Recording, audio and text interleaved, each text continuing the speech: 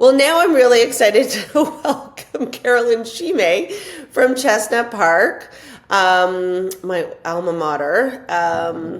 And I always seem to come across some of the best agents in the city from Chestnut for sure. So Carolyn and I bonded over a deal that we did in Caledon last year. I feel like I always say when I have like a deal or a house or whatever it is, I always say it's like a chapter in my book. I feel like that one will maybe come like one day it'll be a two-parter. But what a house it is. And I always enjoy watching the listings that you bring out because they are so gorgeous. But welcome to Leverage. Thank you. I'm Thank very you excited to be here. Yeah, thanks for agreeing to come on the podcast and, take our like many conversations that we have off and on and just take it online and talk about, business and what goes on in country living. So that's the topic for today. So people think about like their primary residence, they have their home, and then they think, okay, well, in Southern Ontario, you think like cottages, right? You want to go by the lake, but there's a whole other, could be primary, but also there's, country homes. And I really would love to just talk about that today and tell everybody, what you guys specialize in. So let's start with that. How did you get into real estate and country real estate specifically? Okay, so I have always been in country real estate. I sort of fell into real estate. I grew up riding horses, and I was literally riding horses one day, and one of the women that I ride with, she was in real estate, and she was like, "What are you going to do with your life?" And I was still in university at the time, and I was like, "I have no idea." So she's like, "Well, we really need someone at the front desk at our office," and I said, "Okay." And I started, I think, 2 days later, and I started at the front desk, and then I started working with her and some of the other primaries at the company. It was a small boutique brokerage in King City to start with. I was there for about 3 years, and then I went to Chestnut Park, and I've been there ever since. Wow. Yeah, so and I think we joined around the same time. Didn't we figure that out? 2010. Yeah, I think it was maybe a year later. Yeah. So I guess just my background in sort of the equestrian world and growing up on farms and in and around farms, it's kind of lent itself perfectly to that. All my contacts were in that world, and that's kind of how it went. Okay. Yeah. So I've been doing it ever since and specializing in farms, and it is a bit of a niche. There's only really a handful of us that really specialize in that kind of thing up here. So it's definitely makes for interesting days. That's for sure. And I think that people don't realize, how much driving is involved. I think about all the driving that I do in my day. And I'm in the city. I think the worst I ever had to, like, not worst, but like the biggest delta I had, like driving back and forth was like, I called it the summer of the bees. It was Bowmanville to Burlington. And I remember like my mileage on that car was astronomical that year. And I think that people don't realize, like, when you're driving from one property to another, and I'm doing showings up there, it is an entire day, and you have spotty internet like that. It's crazy. Yeah, it definitely poses its challenges. You can get a lot of your calls done, but a lot of the places we go, the service isn't great, so you can't really dig into a call. So so we cover our office is in Schaumburg. I have a little Chestnut Park satellite office in Schaumburg, and so I cover basically from King over to Caledon. We've started to do a lot more in Erin now. Oh, okay. And then we go all the way up to Creemore. Wow. So it's Okay. far. Yeah, so it's a lot. So our territory is vast, but we do specialize in a type of property. But yeah, I do about 1,000 kilometers a week, I would say. So where would you say most of the, where would you say it's most concentrated though? I mean, that's like, that's quite a large. Yeah, it's very vast. So I do like King Caledon and Mono and up to Mulmer is where I do about 85% of my business, I would say. Okay. And we were kind of talking about this before we got on the call. Like, I think about, and I mean, I watch your listings, they're gorgeous and aspirational, and you do such a beautiful job promoting them as well.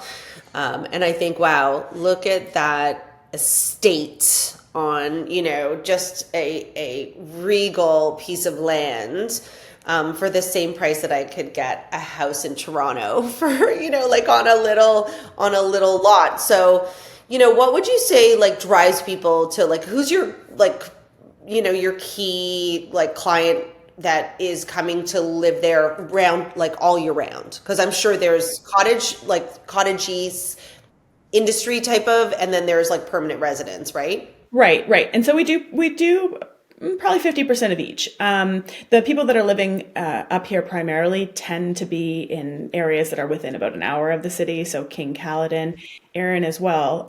The schools are really amazing up here.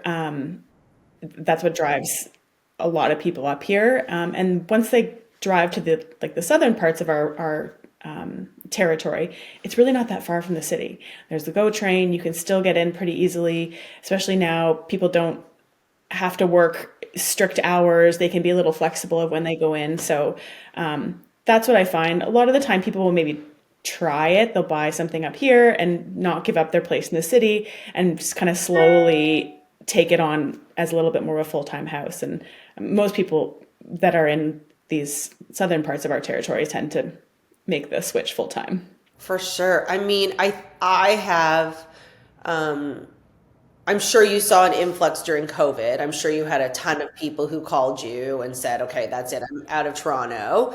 Did you see a lot of people go back, or did you just see people maybe getting another residence in Toronto and keeping their place, or what have you seen since COVID? So we definitely have had a few people go back in. It's just been, and I would say those are the people that bought in like a little bit the northern parts of our territory, sort of like Mono, Mulmer, closer to Creemore. That drive is a little bit more cumbersome day to day. So anything over an hour and a half, it's a bit of a challenge.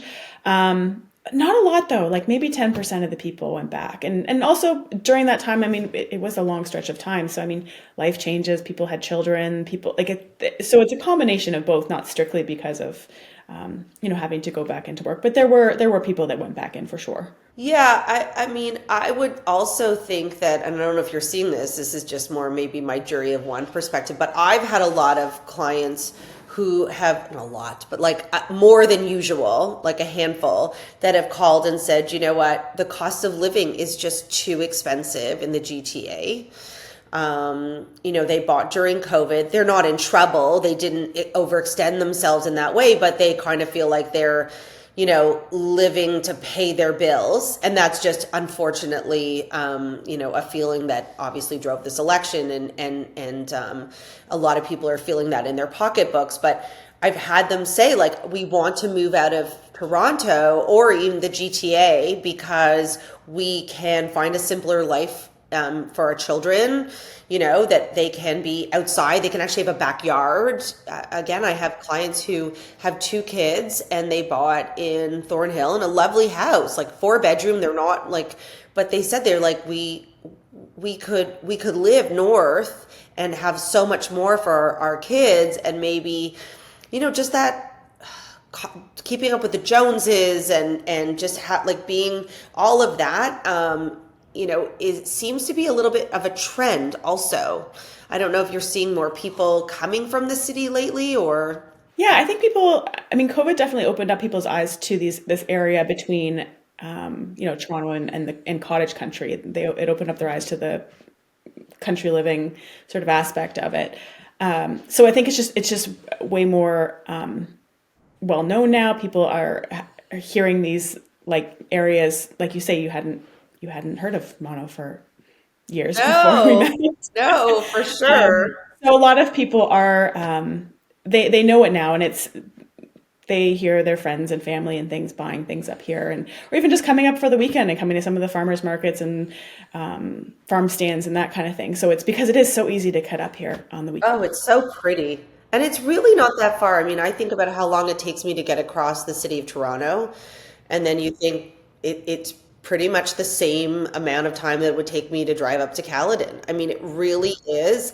And I always say most of it is not, and the nice part is it's not traffic. It's just country roads. Like you're only going 50. So it's taking you a little bit longer, but it's such a lovely drive. Yeah. Yeah, and you're not beholden to the 400 series highway. There's a lot of north-south roads that you can kind of jig jog your way up and down. So there's a lot of variety there, which is nice. Let's kind of talk about that. Like, so now someone's thinking, okay, well, like, what could I really get if I wanted to like live outside of the GTA in this pocket? I'm looking in, I'd rather Caledon because, or something closer to Toronto. I don't want to go as north as some of the other regions. Like, what would you say? Like a standard 4-bedroom house, not on a crazy lot. Like they're all generous, by the way. They're all generous. I mean, a 50 foot lot is standard unless you're going to a new development. But yeah, like an older house, like not brand new, not part of the development. Yeah, what would you say average? You could like a family could buy something. I know Yeah, there's and nothing so there's average. just yeah, Nothing it's average. hard. It's hard because there's different sort of categories of houses up here, right? So you can buy something on like like an estate subdivision we call it, somewhere like around, an acre and a half to maybe 3 acres. So you do have some space. Quite a big family home, let's call it 3,500 square feet. Some areas of maybe Palgrave, which is that's just west of King, and south of Highway 9, if you know where that is. Like so you're like 2.5 to 3 million, you can find something really quite lovely. And then if you're on For anything three with acres. acreage, For 3 acres. yeah, yeah, Beautiful. yeah. And then if you get onto actual bigger acreage, then it can really vary. I mean, we saw it, and it really depends on what kind of house, what kind of outbuildings, what the property has. Like it's very, very difficult to price anything up here because every property is so different, so different. It's so true. It's so true. Each one of them is like a unicorn. I think it's just like you almost just need that perfect like match. Because I know in like our dealings together and just looking at the different properties up there, it must be such a challenge to price things. Like I'm in a market where there's very few comparables, so you have to kind of put together different pieces of data to patch together, a variable, literally a variable cost right now. But up where you are, I feel like what would you say like dictates the pricing? I mean, obviously you're coming in, not the client, but like, how are you? Is it primarily land that you start with the land and then add the buildings on top of it, or Yeah, like number one always is location, right? So there's obviously very different pockets up here as it is in the city as well. You have to have someone that knows these pockets and kind of which areas are you want to be in, and then it comes down to the things you can't change, so the land, what's on that land, the privacy. It's very different up here. You can have a 10-acre piece that's narrow and long, and you don't have the privacy that you still see your neighbors. But then you can have a 10-acre piece that's maybe surrounded by a 100-acre piece, and it feels like you have 100 acres. So that takes into play whether there's woods, whether there's water, like the proximity to the house, from the house to the road, all those things, and then the buildings, obviously, but the buildings you can change. It's the land and the location that you can't. so interesting. So what are you seeing right now? We were also talking about that before we started. It was I mean, January, February were very busy for us. Spring market was, like it was going, and then the election was called, and it's slowed down, but I would say in the last couple weeks, it's just come to a grinding halt while everybody waited for the results. Do you find you mirror similar like trends from the city, or Yeah, I would say we were maybe a little bit behind. Time wise, like so January we were so excited because we're like, oh, it's starting, it's going to be great. We had a couple really big landmark sales up here, and we're like, oh, thank goodness it's starting.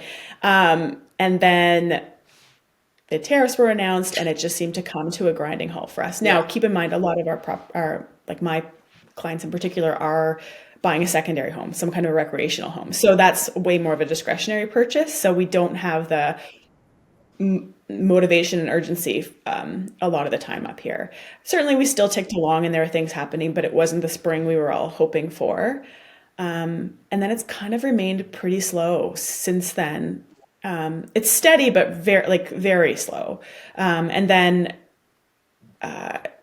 last 2 weeks, I would say we've really started to pick up in showings. Like all my listings are starting to get a lot more showings again, but very few offers actually being written. So I hope in the next week we'll start to see people wanting to put pen to paper. But like I can feel that momentum building again, which is nice. Yeah, I would agree. Again, as I mentioned, like I had clients who were kind of like, okay, well, let's like wait and see. As I kept saying to people, like if the Bank of Canada did a wait and see, why wouldn't the average person do a wait and see, right? Like, Right. That makes sense. Yeah. so, but then all of a sudden, like this past weekend, we went to just do check-ins with clients and like, this is, do we want to move things forward? Here's our work back. Do we want to push the dates? And they were, a month ago, they were like, okay, let's just wait and see. And this weekend, everyone's like, okay, when are we listing? I think everyone's just like, they just don't want to wait People anymore. are tired of waiting. They're so tired of waiting. Yeah. And the buyers Yeah. People are want to out live their there. life and do what they want to do and not have to wait. And I do think in the last, this people were almost paralyzed. They didn't want to do anything, didn't know if they were doing the right thing. And now it's just like they're like, forget it. We're gonna live our life. Right? So I do hope that that happens for sure. I would really like everybody to start living their lives and not so much Yeah. for this, but you watch people kind of want to move their life forward and they're just like, I'm not sure. Should we wait for this? Should we wait for that? But I think a lot of people, before the haters come after us, like I think a lot of people think that, agents want like this flurry and people to make really bad decisions and just keep buying and purchasing and all the good agents that I know, I don't ever want to see COVID happen again, personally. Like I never want to Never. see that No, I hated frenzy. that. I hated I it. By the hated way, that. I had like 90% listings, 10% buyers. Didn't feel good to be on the listing side either. It was No, I great for hated the it. sellers, but it was yucky. And anyway, I think people were put in a position to unfortunately make a lot of bad decisions. And agents that I know that I deal with are just looking for a market where, we're buying and Just keeps selling, going. just keeps going Steady. steady. Like People be have on the time to market make. for a month, be on the market for two, it's fine. Come back 2 times, come back 3 times, no problem. Negotiate, no problem, right? Absolutely. But when it's standstill, it is, whether it's a discretionary, listen, it's a discretionary property, but I would also say there's so much joy. I'm a cottage owner. The joy that I have from having a cottage, having that luxury, spending family time, life is so busy, people work so hard, giving yourself that ability to be outside the city, yeah, is really something that you hope people will get back to. I do want to touch on one thing because we talked about it a lot this winter. The winter was really bad. It's We really saw one bad. of the worst winters we've had in like, It I was don't really even bad. know. Talk to me about how that, I mean, we felt it here in Toronto. Our mayor couldn't figure out how to get the streets cleared, but that's a whole other conversation.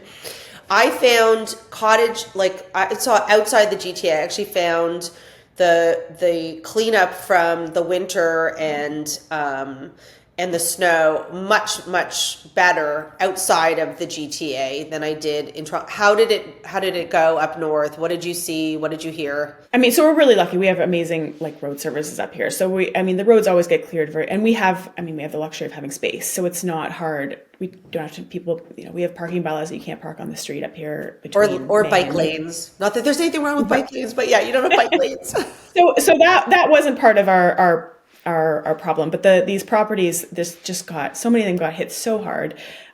We got way more snow than we have in years, and last few winters, and I guess probably partly a COVID effect, but we ticked along all winter long. We did deals all winter long. We did big deals all winter long.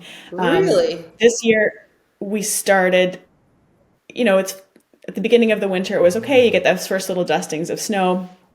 Then you get some big snows, and then you really, at least with the dusting, you can kind of see the topography. You can be like, okay, there's a pond there, there's a tree there. You can kind of get a sense of what the topography's like.